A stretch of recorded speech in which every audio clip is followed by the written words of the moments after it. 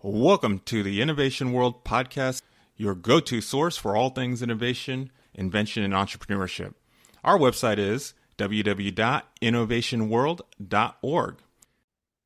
Welcome to the Innovation World podcast series. My name is Julie Shively, and I'm the founder of Innovation World and the co-founder of the Global Innovation Field Trip. And we are very happy you've joined us today. We have a wonderful guest that we'll get to in just a moment. I would like to mention a couple upcoming events. We have the next Global Innovation Field Trip, which is an online 24-hour multi-country celebration of youth innovation, where students will sign up for a time slot and they will present on a global stage their story of innovation. That's coming up on 12-13 October of this year, and we're really excited to feature some pretty cool things at that gift, including the top innovators of the Global Innovation Challenge. They will be featured on that program.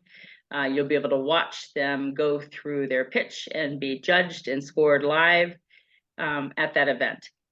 And with that in mind, I'd like to introduce my co-host, Jake, or I'll allow Jake really to introduce himself, and maybe he wants to talk a little bit more about the Global Innovation Challenge. Great. Jake? Absolutely. Thank you. Thank you. Let me just add one more point to what Julie said. We are recording this now in 2024. Okay. And as Julie said, in October of 2024, there will be a Global Innovation Field Trip program, which is great.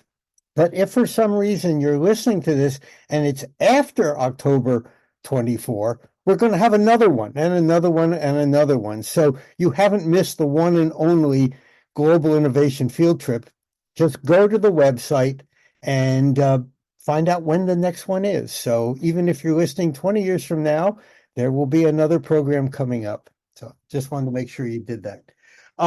Yes, Julie had mentioned the Global Innovation Challenge, and this is a wonderful program to give students an opportunity, student inventors, an opportunity to show off what they have been doing. This is actually a competition. There are prizes and awards for this.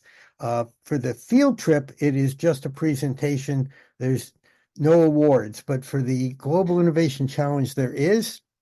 And once again, we've got one coming up. The deadline for registration this year is September 10th, 2024.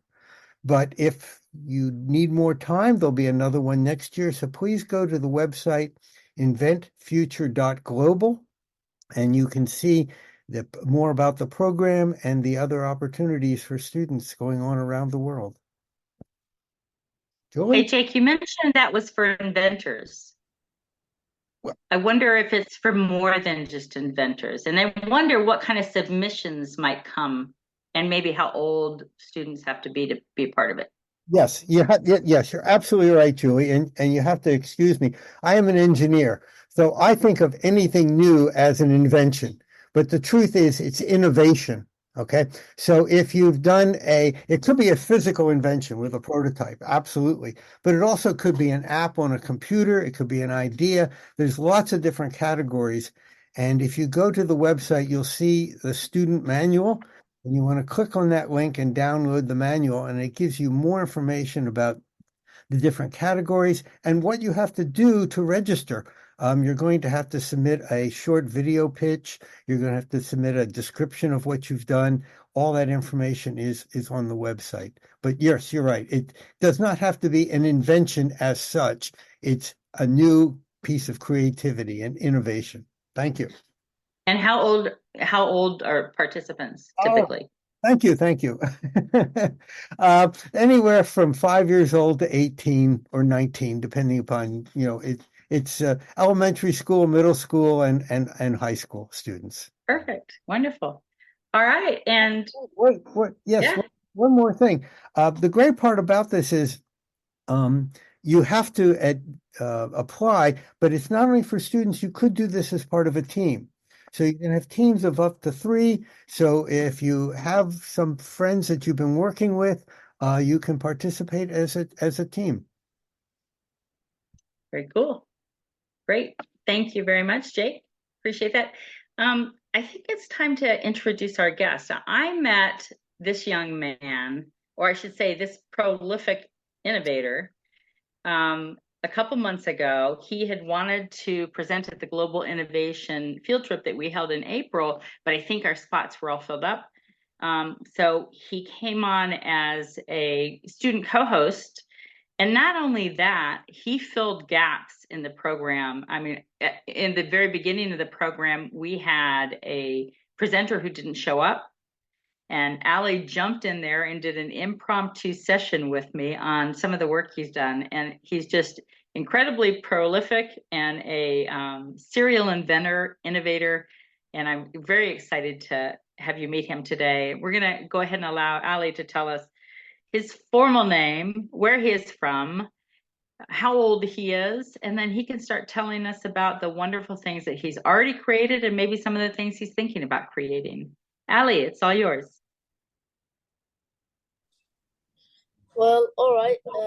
Hello. First of all, I'm Humaid Alloghani from the United Arab Emirates. And first of all, I'm really glad to be here with you guys. And yeah, I was a part of the Global Innovation Field Trip as the student co-host. And it was really fun. I met many people and many students. As I also saw some of them in other competitions and in other exhibitions around the world. So that was amazing. And I think Miss Julie for giving me this amazing chance and to be here on this podcast today. So let's start and not waste time. Let's talk about my ideas and some of my innovations. One of the most known innovations I have is the doctor robot.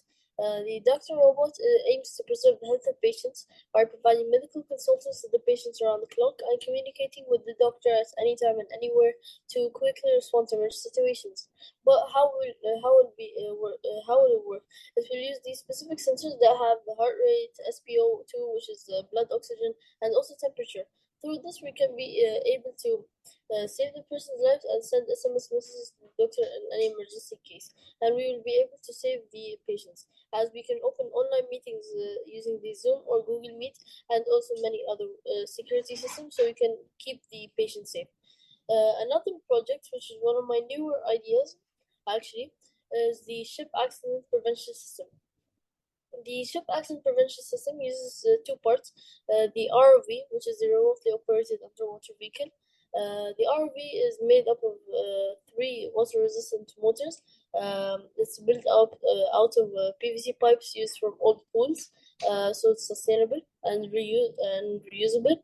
We're using the specific cameras that are water-resistant and waterproof, so that we can be able to use them under the water. And this part of the project will see if there's any pollution under the water, if there's any icebergs in the way where these ships can go, so the ships don't crash. And also it will save the lives of the people, and also it will save the things on the ship. Like, for example, cargo ships. We're now transporting oil or cars or expensive things, but the problem is if they get into a crash, it's a big problem for the person inside of the ship, and also for the animals around the ship. So through this, we're going to save them. But the other part of the project is the Scout Boat. The Scout Boat uses specific sensors, two types of sensors. The first type is the ultrasonic sensor, so it does not hit anything. As we have the water pollution or water quality sensor, that will see if there's any pollution under the water, so you can save the water quality. As also we're going to use the ultrasonic sensor, so it does not hit anything close to it. We have an AI camera that will catch these ships that are polluting the ocean, as we're going to be able to send an email to the owner of the ship and the government that this ship did this, and we're gonna let them pay a specific fee, or so we can make sure that all ships and all companies could stop polluting the ocean. These are some of my ideas. I have technically over 13 innovations until now, and now I have 3 patents, and I'm working on the newer ones. And hopefully I have more ideas and more patents and more innovations, to be exact. Wow. So I have a question about the second innovation you're talking about. Specifically, when you talked about having AI cameras that kind of catch the visual of the pollution, and then you can send information to the owners of the ships to charge them like a fee for their pollution. Is that what you're saying? Yeah. So are there currently rules and guidelines out there that allow you to do that in that? I mean, are there standards set today that these ships are surpassing, and you can catch it with your AI camera? Yeah, of course. Now we can do all of that since there's no privacy around ships. How can I say that? That for example, now ships are not like private property, so we can be able to capture them. But of course, as each ship will be registered in the system, we the owner of the ship or the owner of the vehicle will of course sign or will how can we say, for example, you're now filling a form and they're saying that you accept that you're going to be a part of this. If anything happens, you're going to be charged with the fee. So it's the same thing with the ships. Right now, I'm going to try to make this idea in the real world, as also we're working on it right now, and hopefully, why not? As the AI camera, we're using specific cameras that are integrated with AI, so we can be able to use it.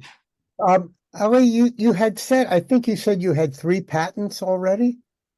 Yes. Where are the patents filed? In what jurisdiction? I did not hear you. In I didn't understand. Abu Dhabi? Yeah, in Dubai and the whole country, to be exact. Oh, okay.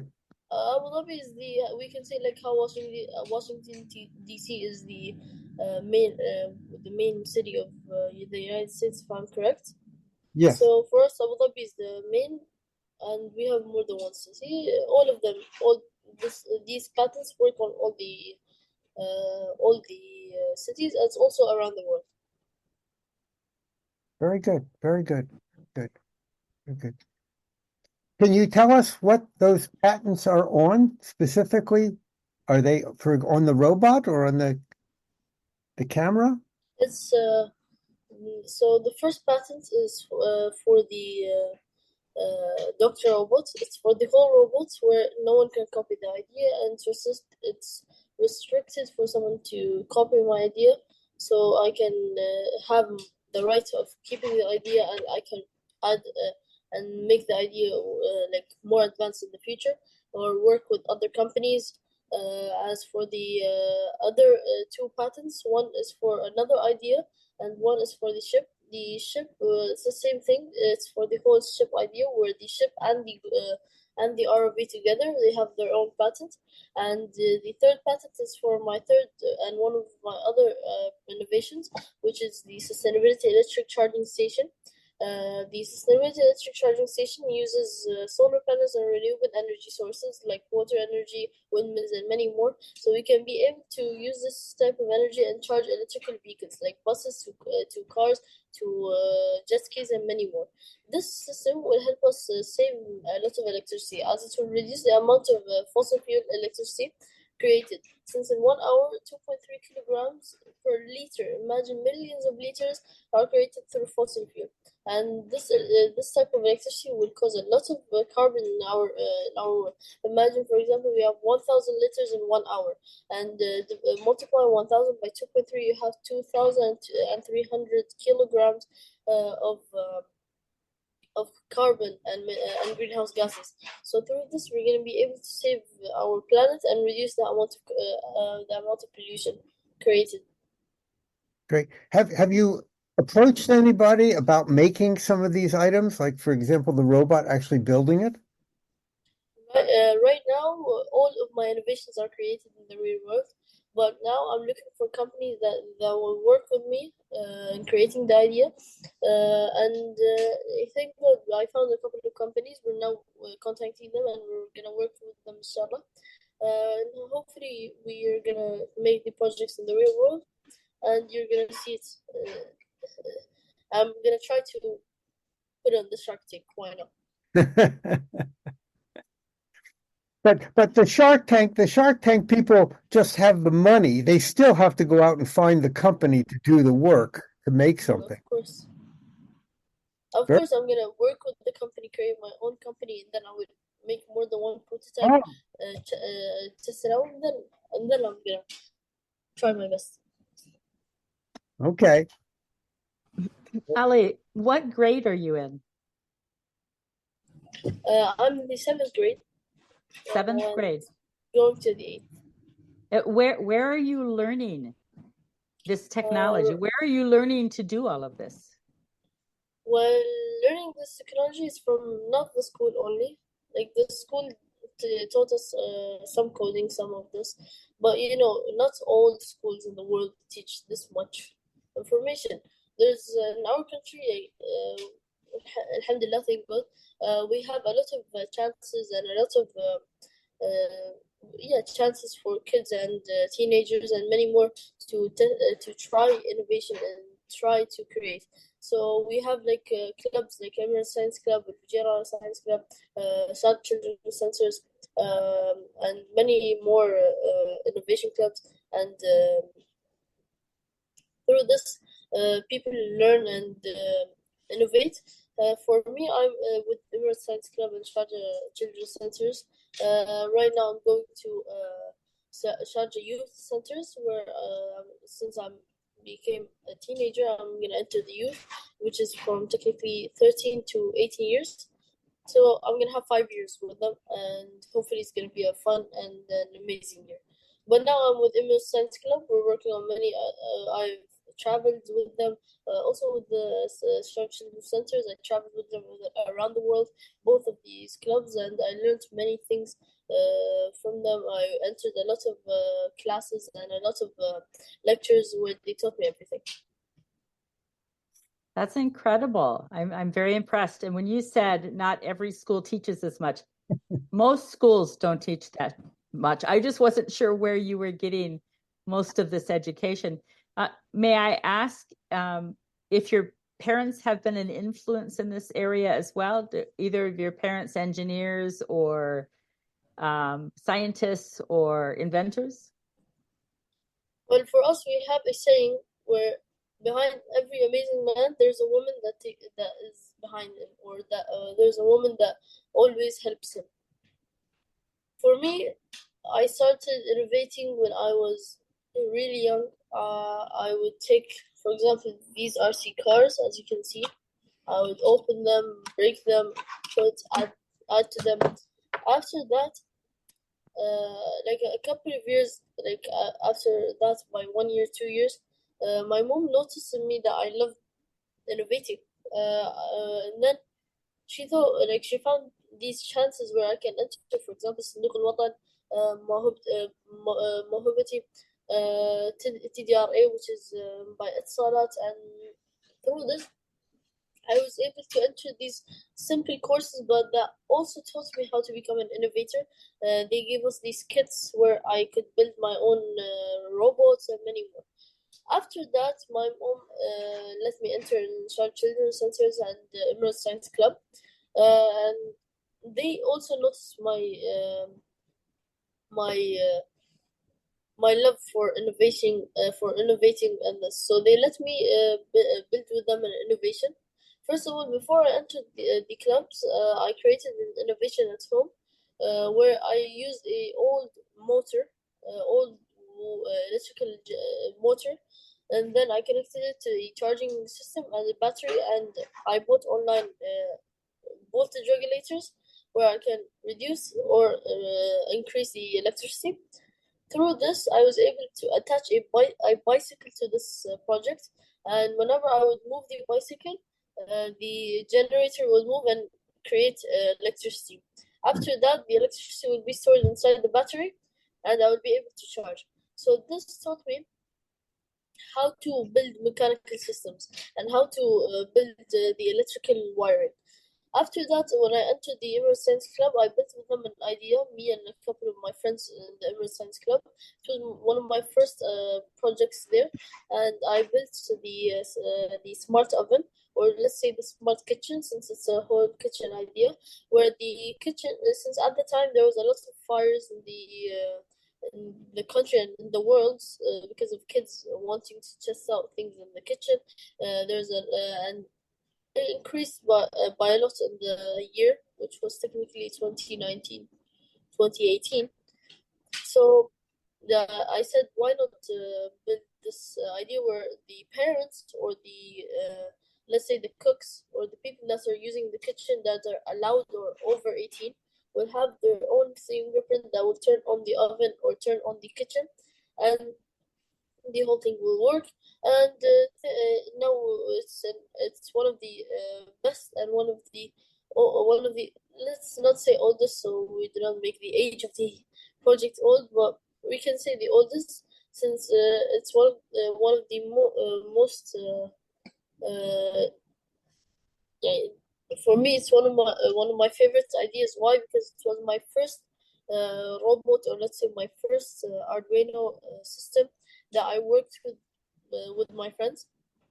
After that, I made many more ideas, like the remote control wheelchair using the smart glove, the many things. Very good. Very good. So you were talking. I'm sorry. Go ahead, Jake. You go ahead. I was just going to ask quickly the different levels of clubs you've been in. Are you now, or are you considering in the future also turning around and being a mentor to some of the younger students? Well, the best thing about our club, the Emirates Science Club, that my friends that were working with me in my projects, now since like they're old enough and they're big enough, they are now one of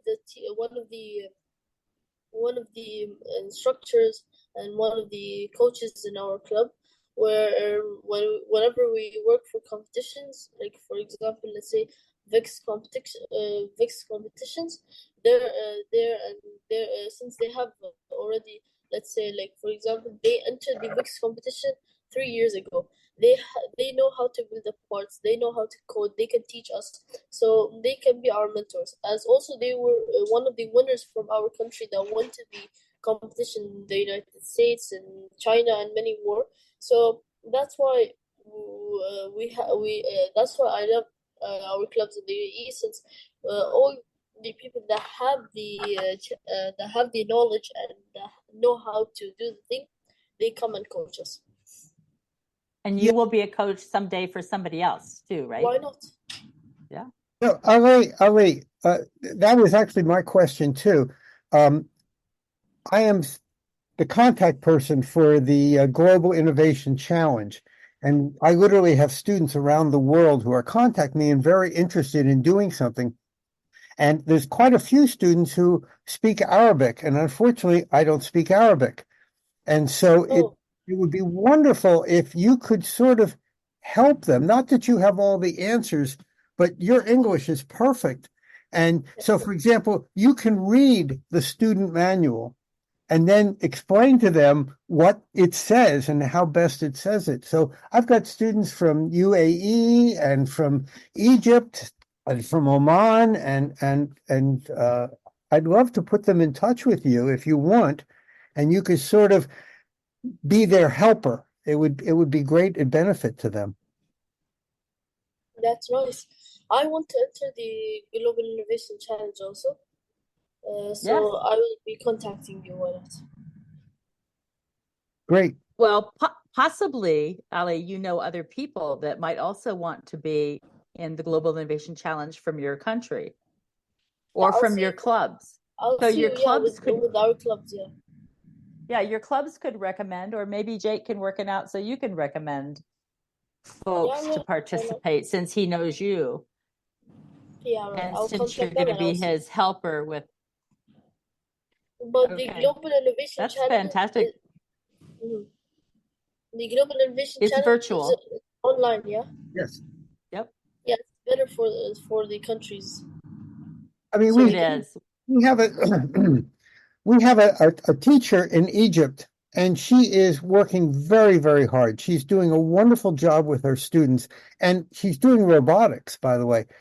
Unfortunately, her students don't speak English, and her English is not as good as it could be, and she has a lot of trouble. It would be wonderful to get you involved with her students, and you could sort of be their guide and their mentor. I think they would Why really not? appreciate that. Why not? I can be there anytime. But so here's the point, Ali. You're no offense, you're still a child, okay? And I don't want to start connecting you with people in other countries without your parents' permission. So No, if I have many friends from around the world. If I you know, ask my mom, no, I am sure you have many friends, but if I'm going to connect you, I want to make sure that this is all right with your parents. So yeah, I'll ask them. if you could get either your mother or your father to contact me, and then I will do all of this other connections through them. So I will give them the name of the teacher in Egypt, and then they can just pass this along to you, and they make the decision. Yeah, right. Okay? Sounds great. Great. Look at the connections you can find just podcasting with people. I'm telling you.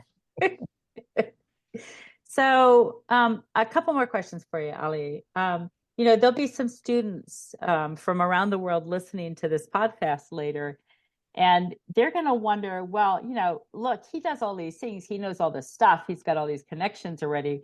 What do I do if I just want to get started and I haven't innovated before? And I wonder if you have some advice for students who are just starting out. Well, it is really simple to start.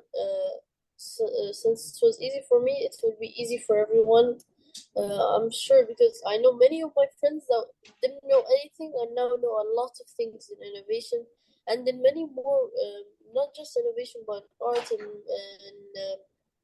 and writing and many more. So they can find kits online from Arduinos themselves or from other retail companies, and through that they're going to be able to learn. If they want to start, they can enter clubs in their countries. I know a lot of countries, for example, Saudi Arabia, they have Tuwik. In our country, we have Emirates Science Club or Sharjah Children's Centers, or we could say Rabi Aqan. In other countries, I don't know exactly, but I know that many countries have a lot of clubs. So they can enter the clubs, they can buy toolkits, they can buy, first of all, they can buy like these normal kits, and then they can buy the advanced kits. Okay.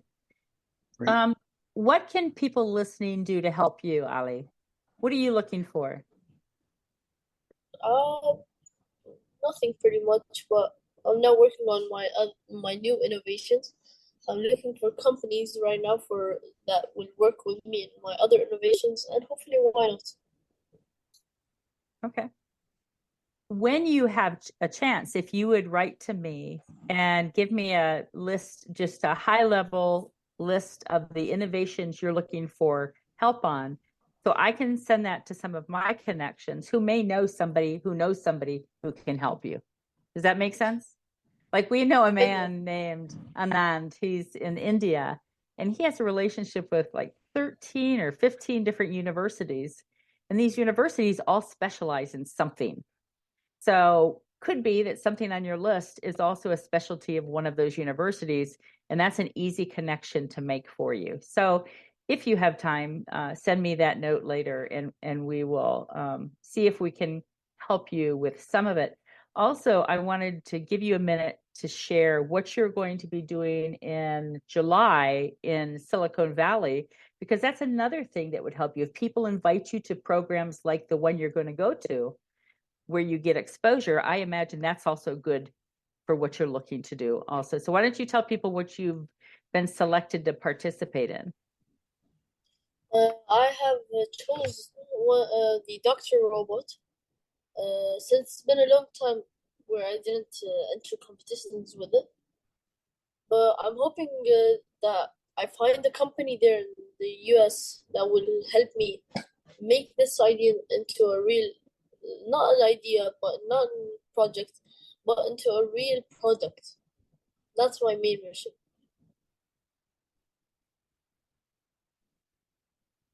Yeah, and you're going to do this by showing it at the it's gonna be at Silicon Valley. IFIA at Silicon Valley showcase that International Federation of Inventors Associations putting on in July.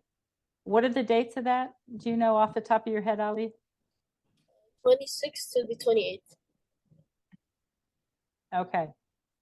So if anybody's going to that show, please find Ali, find his booth, and let him give you a demo of his incredible innovation. And if you know anybody that can help him bring that to the market, that would be fantastic. So, Ali, I just have one more question for you. And I ask this of everybody, every student I podcast with, because I love to hear the answer. If you could go to lunch with any person in the entire world, who would you invite and why would you invite them? For me, first of all, I have many people I would choose. The first person. You get one, just one. And do you want an innovation or something else? Somebody who you'd love to have lunch with because you'd want to talk to him. Elon Musk. Elon Musk, and why? First of all, I want to choose. I chose Elon Musk for one of the reasons where I want to work with him. First of all, because it's my dream to work in aerospace and space engineering, and it's been one of my dreams. I've entered many courses in space. I went to colleges to learn about space, and entered these simple lectures about space, how these things work. As also, I want to work with Elon Musk on my projects and my ideas. All right, very good. Have you written to him to tell him this? I've not yet. He will not know that. He will not know you're waiting for a lunch invite unless you write to him and tell him this. All right, I'll do it today. I promise. Do you know who Neil deGrasse Tyson is? I'm not sure. Okay, he's a scientist. Look him up. It's Neil deGrasse Tyson. And in a previous podcast we had with a young man named Siddharth, that was one of my questions also, is who would you want to eat lunch with? And one of his was Elon Musk, but he expanded on Neil deGrasse Tyson more because he loved listening to him and learning from him. For me, is one of our highnesses from the UAE, because they have a lot of knowledge, and I would love to meet them. Yeah, well, write to them as well. You never know. So. Yeah. So we talked Sid into it. Jake talked him into it. Actually, he said you've got to write to him, and he did. He wrote this handwritten letter that talked about himself, and it talked about what he liked about Neil deGrasse Tyson, and it asked him at the end, "So when are you coming to pick me up for lunch?" It was a very, very cool letter, and he got a letter back, not from Neil deGrasse Tyson himself, but from his crew, his workers. And it said he can't go to lunch, but he's having a conference in your area in a couple months. And they sent tickets to it, and they let him go backstage and ask him questions. And that was a dream come true. And it was just simply because he bothered to reach out and express his interest. I mean, I know that these people get a lot of mail, and they probably get a lot of hate mail from people that, disagree with them and stuff like that. So to get a letter from a young innovator is a pretty special thing. And I think you should write to both of them. All right. And let us know how that works out. Yeah, all right. All right. Jake, do you have any more questions?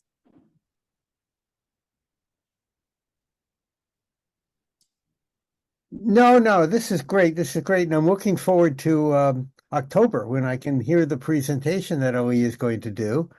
And I'm sure he's also going to be a wonderful co-host.